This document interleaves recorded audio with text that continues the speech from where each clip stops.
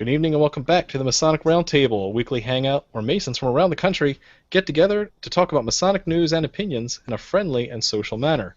The standard disclaimer applies. The thoughts and opinions expressed here are solely the opinions of the participants and do not represent any Grand Lodge statements or positions. Please make sure you keep your conversations open for the public and on the level. Tonight, as usual, we are soliciting comments and questions from you via Twitter at Mason Roundtable and or with the hashtag TMR episode 23. That it's TMR episode 23. Let's do a round of introductions. My name is John Ruark. I'm a member of the Patriot Lodge number 1957 in Fairfax, Virginia. I will hand it off to Juan. Good evening, everybody. My name is Juan Sepulveda, and I'm a member of Eola Lodge number 207 in Orlando, Florida. Excellent. Thank you, Juan. And Jason. Hey, good evening, everybody. My name is Jason Richards. I am the Senior Deacon of Acacia Lodge, number 16 in Clifton, Virginia. Great. As you'll see tonight, we're a little shorter than we usually have. We just have some other guys with Masonic obligations tonight, but they will be joining us either later or next week.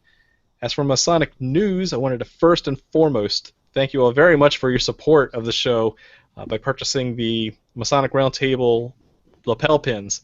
They were a big hit. I think everyone appreciates the hard work that I know Jason put into.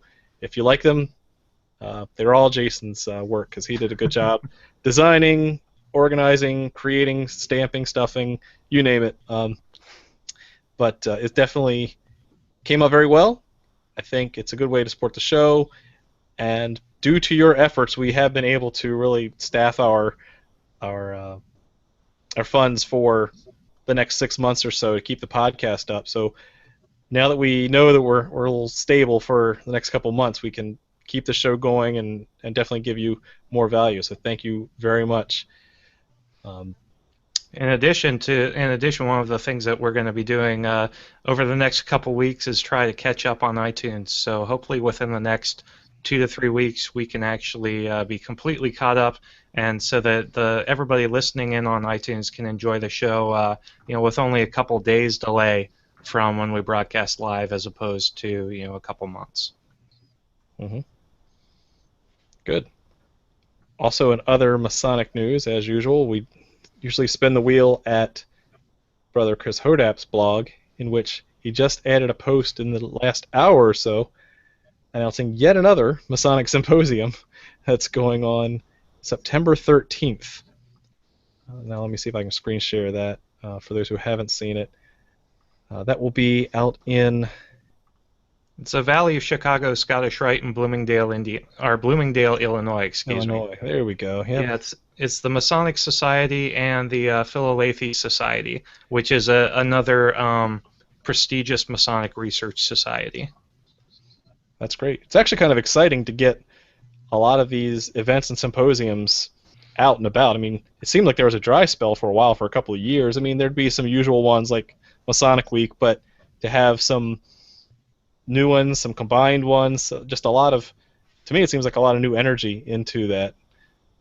If you live close, it's worth the drive. I know that I see a lot of fans of the page that will drive all over, drive tens of hours to go to these, and so far the ones that do definitely get a lot out of it. Yeah, and don't forget, in August there's also the Masonic Restoration Foundation Symposium in Cincinnati, Ohio. I think that's August 13th through the 17th, but you can go check that out on the Masonic Restoration Foundation website, and we'll post the link to it in the show notes here in a couple days, excuse me. It's late. Yes, and as a reminder, a week after this event is the event in Pennsylvania where Jason, Juan, and myself will be. So come out and see us there, and definitely pay attention to the rest of the great speakers they have lined up. Yeah, that's going to be a fantastic event because they've got Sean Gorley, who is running the Masonic Education Symposium out there, and he's the author of Freemasonry Defined.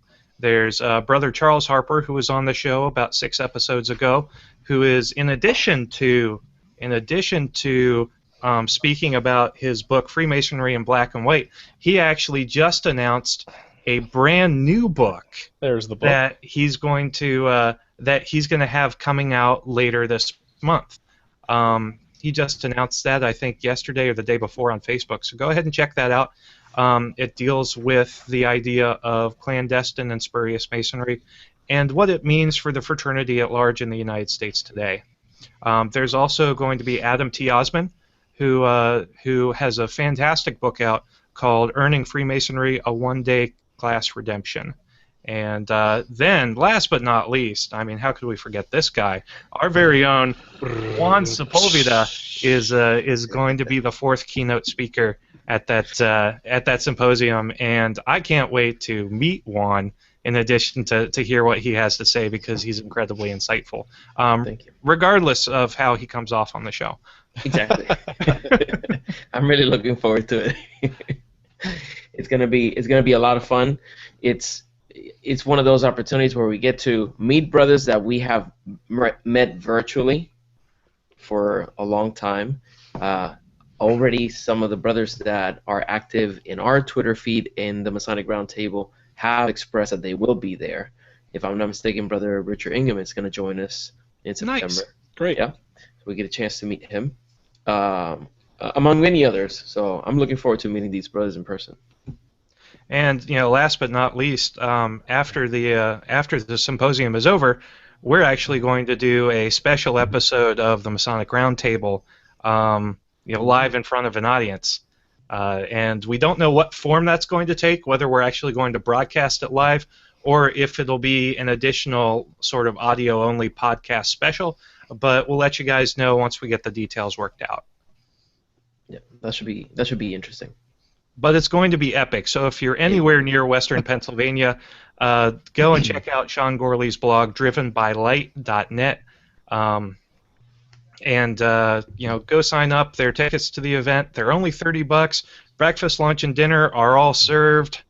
So that's crazy, like cheap for us here in Virginia. We get all 3 meals. So it's awesome. It's going to be a great time. You all don't want to miss it. Absolutely. Great. Also, in Masonic news, I also wanted to take a moment to thank the brothers of Winter Park Lodge, where I visited for the celebration this past Saturday, St. John's celebration. It's a yearly event that they've been doing for the past 58 years, and I had the privilege of giving a presentation. It was a speech that, for the first time I gave in the lodge, it was very well received, and the whole event was a lot of fun. However, it had a little underlying note of sadness because we lost Right Worshipful Bob Alderson. He passed away the following day. We know he was in serious condition that day. So during the celebration, we took several moments, and it was beautiful to see the brothers taking time from the event and the celebration to actually say a prayer for him and his family. So if any of the members of his family are watching this show or listening to the podcast, our deep felt expression of appreciation for what he did for the craft, and we're here if you need us in any way. Wow. Well, definitely our thoughts and prayers go out to all of them. Absolutely. But overall, I think it's exciting to see you give a nice presentation like that in that kind of forum, to have such an august body there. Yeah, it was great. It was the newly installed Grand Lodge officers were in attendance, and they were part of the celebration. So it was an honor to take a moment and share some of my thoughts and research with them, and it was well received. So I'm very thankful for that. Fantastic. Okay, on to tonight's topic, Masonic etiquette. That was requested by a couple viewers of the show. And just to begin, what's really the difference between our regular Masonic rules and guidelines and Masonic etiquette? I mean, why do we need to concern ourselves with both, one or both? Well, I think there are many times where, at least John, you and I have lamented, why why isn't there anything in the bylaws or the constitutions that mandate, Masons must always be pleasant to each other? And it's like, why can't it be like, I solemnly swear not to be a jerk to everybody, that sort of thing. So I think etiquette or Masonic etiquette is absolutely crucial, just to keep the harmony within the lodge. It's a natural extension of who we are as brothers, and trying to treat everybody the same, equally, and just trying to be pleasant to each other. Yeah. Yeah, the difficult part, I think, there is defining what is the proper etiquette within a lodge. Especially for someone that's new to the fraternity, our organization is so unique in contrast to anything anybody has ever participated in. Unless they're Demo Lay, they might have an idea of how it works, but there's so many nuances of our organization that you don't find anywhere else. So unless we're able to define those within our districts, or I would say at least within the lodge, if the lodge is able to set a standard and say, this is how we should behave, or we shouldn't do this, that would definitely help the new people that come into the lodge. Yeah, and it brings up a good point. When we talk so much about the brotherly love that we have in the fraternity, we often forget that we're also human, right? And not everybody's perfect. Everyone has bad days, and sometimes we bring that with us in and out of lodge, in and out of our daily life. And so, there are times when we're not going to be the most patient, when we're not going to be on our best behavior. And so we need to have those rules of decorum, those rules of just establishing what is expected and understood to be in good conversation, good fellowship, instead of just having yet another fraternal organization. We want to set ourselves at a higher standard. So, and it's go ahead. I was going to say, it's interesting, when you say as a fraternal organization, because as someone who is a member of several fraternities in college, the thing that threw me for a loop when I got into Masonry was the fact that Masonry does not use Robert's Rules of Order. So, Robert's Rules, for those people not familiar with it, is this whole set of what we call parliamentary procedure. It is how to run a meeting, who is able to say what, when, where, how can you get things done in an insanely boring, redundant, and crazy manner. I mean, so if you had to read Robert's Rules, it's just like, shoot. But it's really interesting because, as far as Masonry is concerned, the Master rules and governs, with certain caveats. It's one of those things where it's like, if you're planning a wedding, everybody says it's your wedding, do what you want, but they never actually mean it. The same thing applies to the Master ruling and governing his lodge. No, I agree, and I think the best explanation I've heard of that is, yes, there are Robert's Rules of Orders on the outside, but inside lodge we have a benevolent dictatorship that the worshipful master, you want to vote the right guy in because he has a lot of power, but because of that, then what I think in my research for this show is really Masonic etiquette is about respecting that honor, that title that's been bestowed on that guy in the East. So, without further ado, what are some Masonic etiquette rules that you've experienced or that you want to highlight? And we can just kind of go anywhere from here.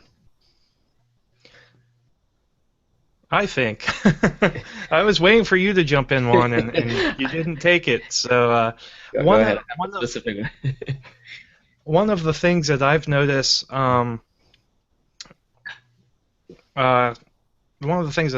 happen in some of the lodges I've been in has to do with the idea of ritualistic proficiency. Needs a little bit of help on their ritual. I've seen lodges where, if the worshipful master is a little bit rusty with the ritual. In Virginia, the ritual is all done by memory.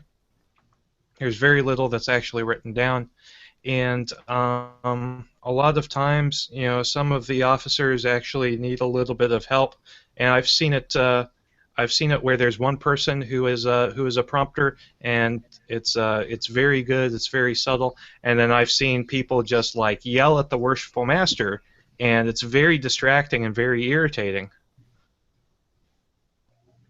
No, I agree. I think that's a very good one to start with, because we take a lot of respect to our ritual. That really sometimes we can go over the top in trying to preserve the ritual that, again, many of these guys are only hearing for the very first time. While we want to be pure to the intent, that's what we need to focus on, not word for word, but are we making sure that the whole experience is smooth, that although you may miss a word here or there, you may skip over a phrase, that everything flows, that the entire experience is a good one for the candidate or for the members visiting that lodge. Juan, anything to add to that? Yeah, I say that in the research, when I first joined the line of officers, I started really paying attention to what were the roles of each individual. And I wanted to see, are we following them? At least I wanted to make sure that I was following the rules, and that I pretty much stayed in line with everything that was expected of me. And one thing that I found that nobody had ever mentioned was the role of the marshal. And I know that it's not the same in all jurisdictions, but in Florida, the marshal is the person that pays attention and corrects any kind of deviance from floor work or wording. So that's his role. And many times I noticed that the marshal wasn't allowed to do that. Not that he wasn't allowed, he wasn't given the opportunity to exercise that responsibility, because you had what we call the amen section. Do you have that in Virginia? What are you talking about? We call it the amen section, and it's where all the past masters sit, and it's usually the southeast corner of the lodge.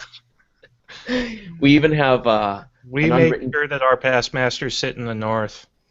Oh, really? Stick them in the dark, yeah, just shove them For reasons, yes. Where the sun don't shine. That's awesome. Well, here in Florida, most past masters are in the southeast, and we call that the amen corner, at least in my lodge. And you'll have a chorus of people shouting promptings, not even letting the people that had a role a chance to think about what are the correct words or anything. And so I tried to bring that up. I said, well, if the candidate is going through this for the first time, doesn't have an opportunity to see everything, it can be a little confusing to hear all these different people shouting stuff. So it should be the role of one person, and even if it's not the marshal, maybe you want to have someone that's close to the east. Well, it should be just one. Right. Yeah, and that brings up a good point, because some of the other research done is really, as far as ritual goes, the most important thing is that there be one corrector of the instruction. Mm-hmm. That in our jurisdiction, the worshipful master can designate anybody. Hey, Bob over there, he's going to be my prompter. If I screw up or if I need help, only Bob can talk. And anything beyond that, you're really not respecting the will of the worshipful master, right? Yep, most definitely. Most lodges, at least in Virginia, actually all lodges in Virginia have someone called a lodge instructor of work, who is the ritualistic authority for that particular lodge. Acacia is blessed to have a fantastic ritualist, Scott, who is very, very benevolent and very, very gracious in his support of us. But it's one of the things that I thought about. Flattery will get you nowhere. That's okay. He's probably not listening. No, but it's one of the things that I've thought about is, why don't we designate the particular lodge instructor of work just as a rule in a jurisdiction as the sole prompter and the sole keeper of ritualistic integrity. I feel like it would deconflict a whole lot, and it would save candidates from potentially awkward instances in their first or second visit to a lodge meeting. Mm-hmm. Yeah, it's confusing as it is. Especially, it gets amplified if you have a chorus of people shouting stuff from the sidelines. What's going on? Right. Some other things I've researched here too include, just as a master mason, just if you go to lodge, some basic things that even Grand Lodge pamphlets will say. If you search for Masonic etiquette, you're more than likely to find just about any Grand Lodge's little pamphlet that talks about Masonic etiquette. And unfortunately, these are common sense things that really shouldn't have to be spelled out, but they are. Things like don't talk loudly when the meeting's going on. Keep your movements and your bodily functions in check while you're in lodge. Respect the speakers, especially the officers, if they're talking or if they're running business. And then when you need to bring up something, definitely respect the office of the worshipful master and arise. Salute the worshipful master. Wait to be addressed. One of my first traveling experience was at another lodge in another state, and I just saw so many conversations on the floor of the lodge while the meeting was going on. I mean, even to each other across the room, and it was relevant to the conversation, but it just seemed out of control. Mm-hmm.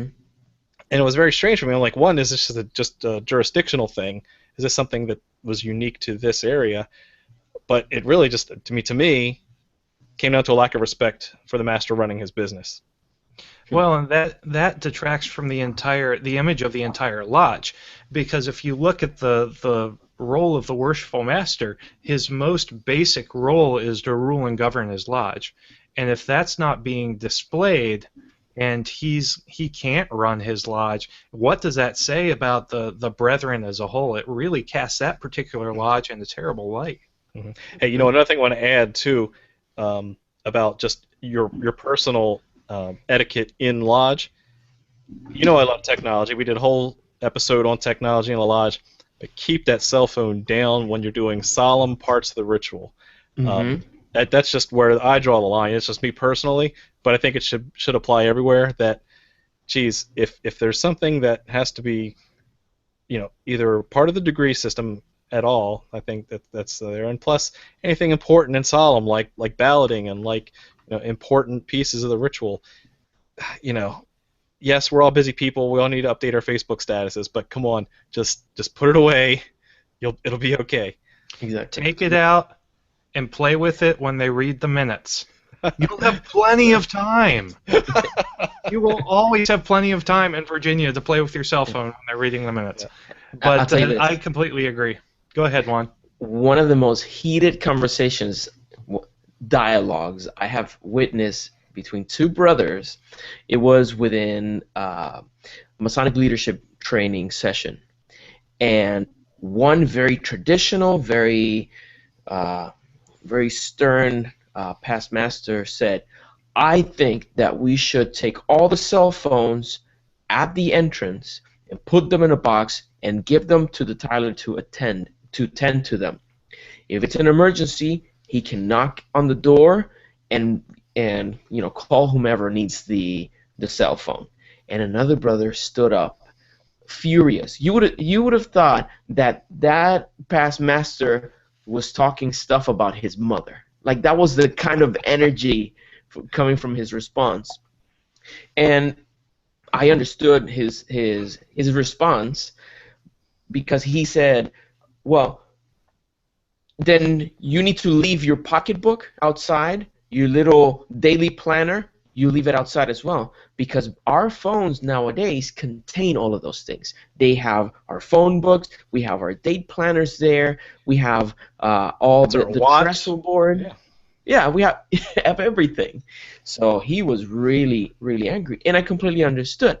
But just, to add to what you're saying, yes, there are sublime and very solemn parts of our meetings, and they need to be treated as such. We shouldn't be dilly-dallying. We should keep our feet firmly on the ground. I've seen brothers sometimes just chilling, in the seats while some solemn stuff is going on. We gotta show respect for the things that deserve it. John keeps reminding me that as an officer in the lodge, I'm not allowed to cross my legs. That's true. Drives me Big crazy. no-no. Drives me crazy not being able to do it. Yeah, I even heard no fig leaves. You know what fig leaves are? Where you hang your hands, you put them in your like basically covering your apron. Covering your you're apron. We're full of Southern things. We got the amen section. We got the fig leaves. You're just full of euphemisms tonight. Yeah. That makes sense. Grand Lodge of Florida approved euphemisms. No, I'm kidding. We don't speak for any Grand Lodges. If I may, before I forget, you mentioned about all the conversations within the lodge room itself, and I was doing some research about the etymology of the word steward, because I became curious, because there are jurisdictions in which the stewards are placed in a different position than what we're used to, and their role is a more active in keeping the brothers of their respective sections in check. Really? So it's nobody else's responsibility but the stewards to keep those brothers speaking when it's their turn. If they become too animated in their expressions, they will hear from the steward, because they need to keep their passions within due bounds within the lodge room. Wow. So there's a lot of really good stuff that happens in other jurisdictions when it comes to that. But back to the etymology of it, I was looking at the word steward, and in one of the sources that I found, they were saying that the steward is the warden of the sty. So that was the origin of the word. He will be the one to tend to the sty.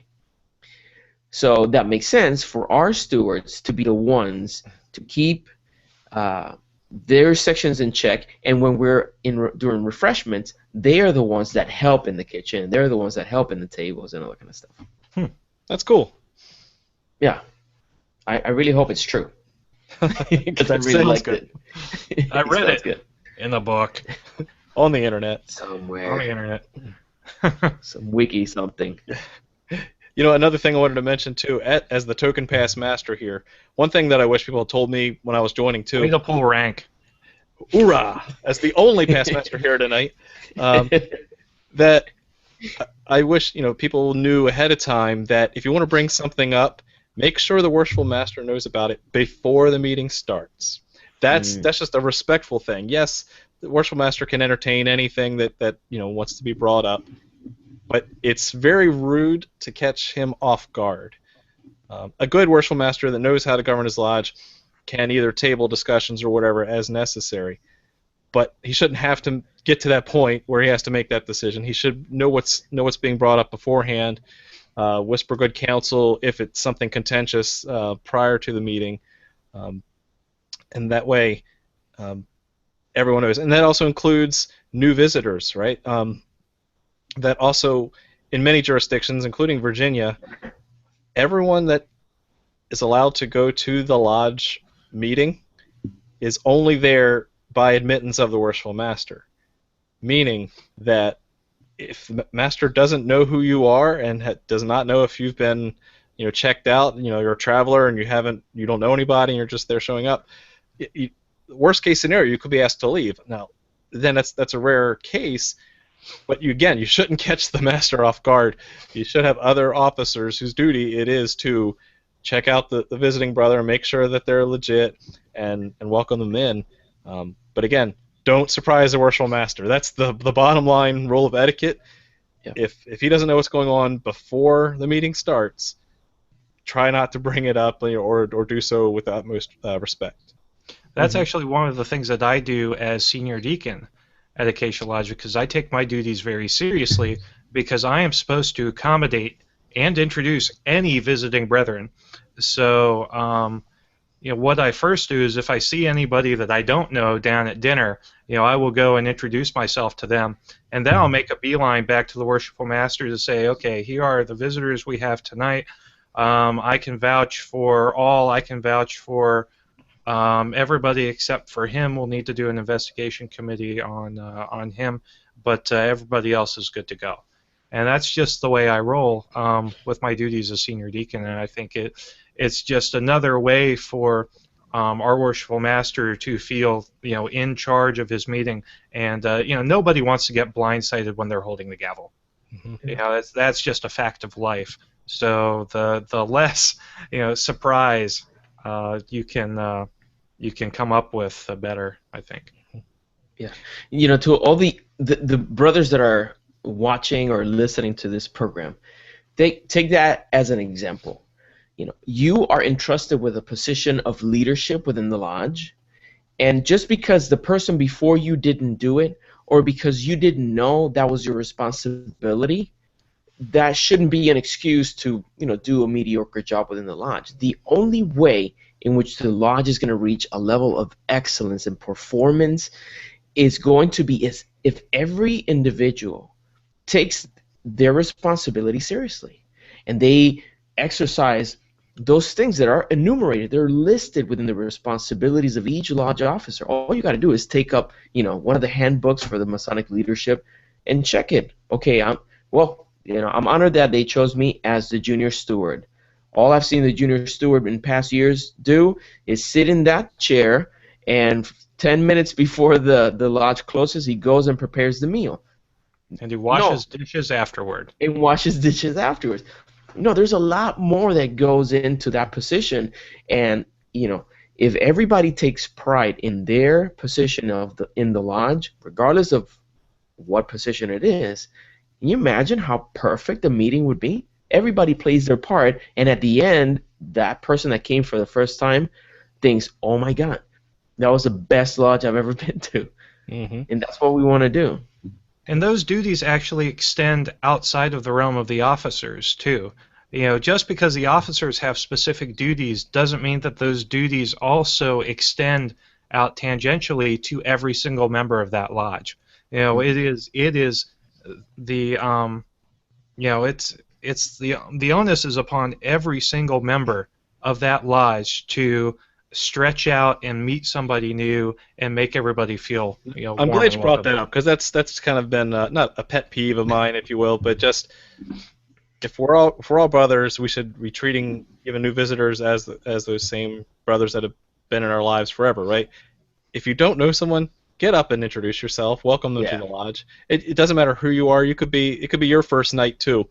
Just get out there and talk to new guys, because they want to travel, they want to have that experience, and nothing's stopping you. So just don't treat this as this is my lodge, I only know my people. Yeah, we're all, some people are introverts, some people are extroverts, but put that aside. We're all brothers in lodge, so reach out and say hi. One thing we might want to go around one more time really quick to see if there's anything before we switch to the social media. If there's any last items you wanted to bring up that we hadn't got to tonight. Well, we should talk a little bit. We've talked about how to keep the worshipful master unsurprised, and especially in regards to lodge visitors. But what we haven't touched upon is what is the etiquette for actually visiting lodges, which is something that Lance Cates had asked us about on Facebook a couple days ago. And I think this is actually a really good segue into that, because one of our benefits as men and Masons is we get to travel pretty much wherever we want and experience all of these fantastic things. But what are some of the do's and don'ts that we have to take care of beforehand to make sure that we are being gracious guests, as well as our respective lodges being gracious hosts? Mm-hmm. Yeah, definitely. Lance brought up a good point about the dress code, and we're not going to get into the whole dress code discussion. What should you wear to lodge in general? But Lance's question was very finely worded in the sense of, how do you inform traveling brothers what the right dress code is for your lodge? Because every lodge is different. How do you inform people ahead of time to make sure that they're not underdressed or overdressed? And I really like the approach that Alexandria Washington Lodge number 22 has done on their homepage. If you go to aw22.org, right at the bottom it says, visiting brothers are always welcome, but please let us know in advance so that we better accommodate you. And a dark suit and tie is the preferred attire for our lodge. And that accomplishes two things. One, it says right up front what the general or accepted attire is, but also that it's extending an invitation for, if you're going to visit, reach out to us so we may be better prepared to know that we need to investigate you, and to know that just any other background information that we need to get about you before we start the lodge. I think that's just a fantastic way to do it. Very good. Every lodge should, by now, it's 2014, have a website, and I know they don't, but a website or Facebook page, just to put this basic information on there. I mean, that's the first place you would go. If I'm traveling to another jurisdiction, first thing I do is go to the lodge webpage to see when they meet, who, even see if pictures of people I might run into there. Yep. And related to pictures of people, if the website of the lodge can show pictures of events, of meetings, where you have a visual example. This is how the people there dress. I remember when I chose my lodge, my home lodge, it's an hour away. I have lodges that are 10 minutes away from me, but I went to that lodge because their website was all right. I could see pictures of the people who were into the event, how the events look. I could see a lot of it. Not just written. Written is great if you're clear as what you want. With Alexandria, Washington, perfect. This is what we prefer. No surprises. So. Well, and it's also, I promised Lance an answer to his question of how an individual brother who's looking at going and visiting another lodge can figure out what to wear. And I said, I've got an answer for you, but you're going to have to wait until tomorrow night, because I can't give you spoilers before the show, because you wouldn't have to watch the show, except for seeing my beautiful bow tie and whatnot. So the answer, of course, is get in touch with the lodge secretary. If the lodge has a website, if there's any website at all, the lodge secretary is going to be listed. If you drive by the lodge and they don't have a website, they're going to post their trestle board outside of the lodge. That's just standard operating procedure. And when they do that, they'll always have the secretary listed. And, we say the master rules and governs his lodge, but the secretary actually knows what's going on. So it's usually a past master who's been around for quite some time, and he's seen it all. Mm-hmm. And that's actually how I ended up having a fantastic time at Florence Lodge back in Omaha back in like February or March. I got in touch with the secretary and I said, hey, I'm visiting. These are my Masonic credentials. I'd be happy to be examined and furnish them for you. I'd like to visit. Is that okay? And what do I wear? Mm-hmm. And you can't go wrong if you wear what the secretary tells you to wear. Hey, Juan, before we switch to the social media, why don't you talk about what you've seen at some of the Puerto Rican lodges and how they prepare visitors to come attired? Yep. In Puerto Rico, as well as in many Caribbean and South American lodges, it is very formal, and people might not know how to dress for the lodge meetings. I have heard of stories when people show up to visit a lodge and they are not wearing a formal attire like a suit and a tie. The lodge actually has spare suits available in the event that a person shows up with under par attire for whatever reason. They have something there. It might not be the latest Armani suit, but it's something decent to throw on and feel comfortable with the rest of the people that are dressed up. I think that's a fantastic idea, just to eliminate that whole variable, right? Because there's a lot of guys that say, I come right from work and I work, in a very dirty job, and how do I want to go to lodge, but I can't just jump into a suit all the time. Well, there's your answer. There's one way. I'm not saying it's the way, but it's one way that you can accommodate that on both sides. Yeah, and that, if I may very briefly, there's one idea that came out of that. We have brothers that have lost a lot of weight, and we have other brothers that have gained a lot of weight. What are you going to do with those suits that don't fit you anymore? You can bring them to lodge, donate them to the lodge, and let them know about this tradition that you heard about that happens down in Puerto Rico. And I'm sure there's a spare closet where the York Rite hangs all their, all their costumes and stuff. You shove those in there, and if anybody shows up with a T-shirt, they can put it on. That's a step up. That's great. That's a good idea. Thank you. All right, Jason, what have we got in the social verse? Okay, well, we have already talked about the issue of dress, but we have had some interesting discussions happen on the Facebook page underneath the episode 23 Lodge Etiquette invite on Facebook, and one of those discussions happening right now actually is whether or not fines should be instituted for brethren whose cell phones go off in lodge. And it's interesting because Acacia always jokes about that, but it's like, man, we could raise so much money if we actually instituted even like a $5 or $10 fine. I've seen it in action, and it makes money. I'll tell you that. I've been to lodges where they do it. It's like a swear jar. Yeah. It's awesome. Yeah. So, and I mean, I can understand where brethren might not think that's fair, but if you turn your phone off, then you don't have to worry about it, or turn it on vibrate. Don't be a jerk. Yeah. Yeah, I mean, as long as the funky chicken dance doesn't ring out through the lodge hall when we're doing business, you're good. Don't be that guy. Yeah. Mute it. Yeah. The problem is the don't be that guy argument only works on people who can be shamed. Some people just can't be shamed like that. Sure.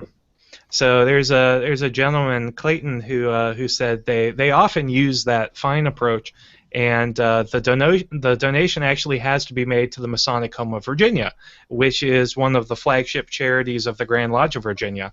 Nice. So it's a really fantastic way to make money and ensure that as a Mason, you're contributing, whether voluntarily or involuntarily, to a good cause. Mm-hmm. It's a win-win right there. I don't know. I'll add another private message that we got from Facebook, which says, love you guys from r/Freemasonry. I assume that's Reddit/r/Freemasonry, where a few of us are mods on there. The question: it seems like a lot of lodge etiquette is a game of telephone, meaning what's important depends on which grumpy past master is correcting you. So besides the big stuff like do guard, signs, just major faux pas, what advice do you give the new brethren on what to concern themselves with in regards to the smaller details, the little things? How would you coach new brothers or less experienced brothers on how to handle the little things? Find a mentor. Mm-hmm. That's a great Number one. I mean, you should be doing that anyway. But if it's your first time to a lodge, even if you've been a Master Mason for 5 years and you're just going to another jurisdiction, find somebody, whether it's the secretary or another brother there, and say, hey, do you mind if I tag along with you and just ask you a couple questions about what's different and what I can do not to make myself stick out like a sore thumb? I've done that on numerous occasions in jurisdictions in D.C. and Nebraska.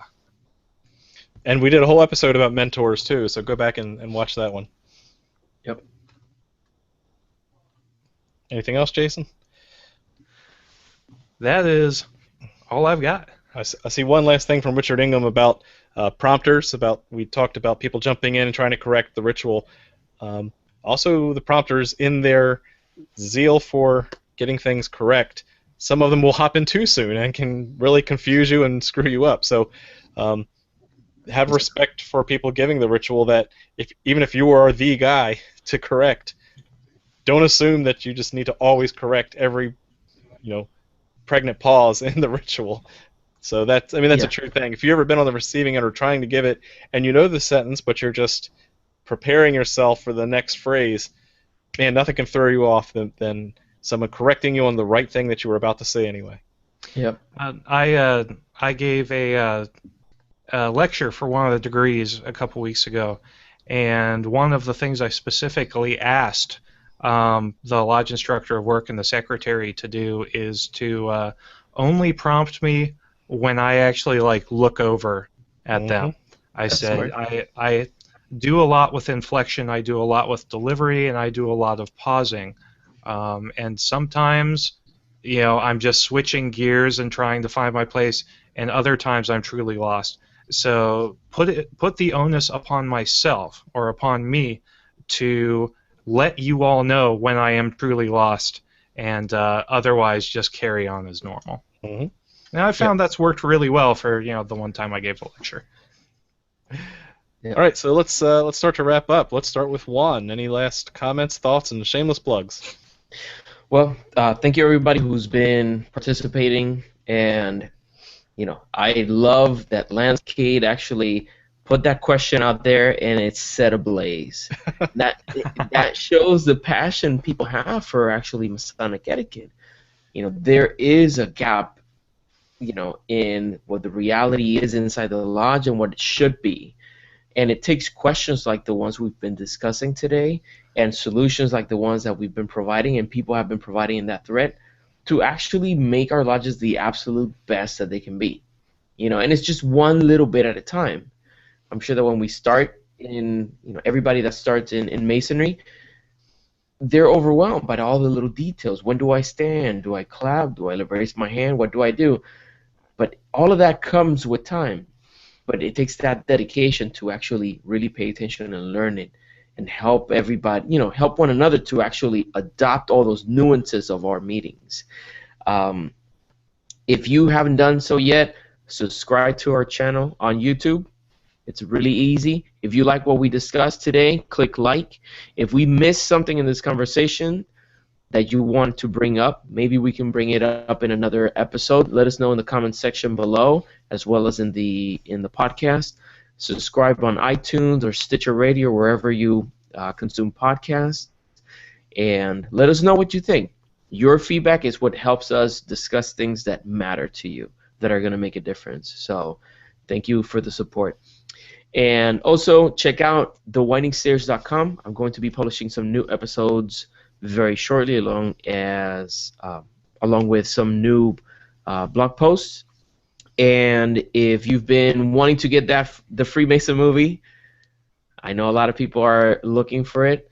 Go to freemasonryart.com. I have it for sale there, and it helps me keep my show alive. So thank you very much. Great. All right, Jason. All right, thanks, John. You know what? Just wrapping things up for a final thought, it all comes down to respect. It's respect and subduing those passions. It's the basest foundation of who we are as a fraternity. And that's why we need to keep etiquette in the forefront of our minds. Because we may not like each other, or all of each other. I dare say, you will come across people who just rub you the wrong way. That is life as a human being. Mm-hmm. But you do have to love every single brother, and you do have to respect every single brother, and it can be very hard to do sometimes. But as long as you're focusing again on keeping those passions within due bounds, and trying to live out your life as a brother the best you can, then it's hard for you to go wrong. So thank you so much for watching week after week. You guys are fantastic. Thank you so much for getting involved on Facebook. The past couple weeks now, we have had full-blown conversations going on days in advance of the episodes on Facebook, and it's fantastic because these are, again, things that we can bring up and expound upon or address to try to spark the discussion further when we end the episode. So you all really help us out. Stay engaged. Please stay engaged with us. You all are the ones who are letting us know what matters to you, what we should talk about. We talk about what you want to talk about. So that's Hey, really important to us. I learn something every time. It's amazing. Yeah. And and for people who comment a ton, keep commenting a ton. We love it. It's just fantastic. It helps us know that we're reaching people at their need and at their interest, and that's just fantastic. Mm-hmm. So my blog, The 2-Foot Ruler, Masonry in Plain Language, has been quiet up until yesterday. No, up until today, actually. Nice. So I have a new post out talking about lodge atmosphere, and specifically, how I think my mother lodge for me was really just the perfect Masonic home for me. So go ahead and check that out, www.twofootrulr.wordpress.com. Go ahead and check us out on www.theMasonicRoundtable.com.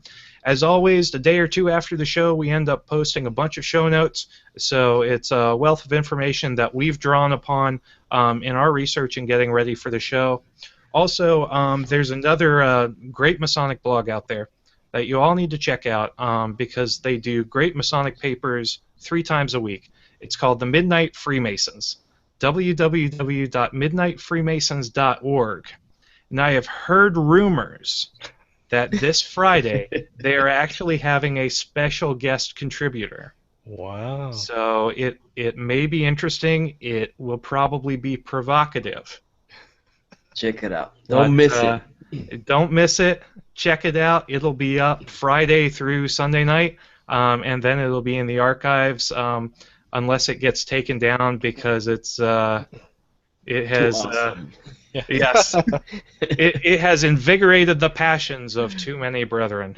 So we'll see. Thank you all so much. John, back to you. All right. Man, you weren't kidding about those shameless plugs. I've got more. No. So, but wait, there's more. Hey, guys, thank you very much for purchasing the pins. We still have plenty in stock, so if you want to support the show and you want to have a little token to show for it, go to www.theMasonicRoundtable.com. And you can see a shop link at the top and help us out and support the show. It's fantastic support that you've had. My final thoughts on the topic are, as we kind of alluded to jokingly in the beginning of the show, it's less about don't be a jerk, right? Because we are taking good men and making them better.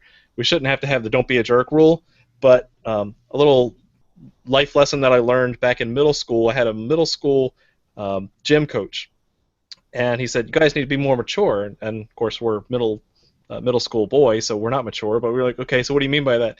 He says, well, the definition of mature is doing the right thing even when no one's watching. And so as an extension of that, we should always be doing the right thing as Masons and as just as good men, even when no one's watching. And to even take that a step further, a step meta, is to not just do the right thing, but be excellent and be excellent always. Thank you for supporting the show. Please stay engaged. Let us know what you want to hear us talk about. And with that, thanks for watching and keep searching for more light. Have a good night.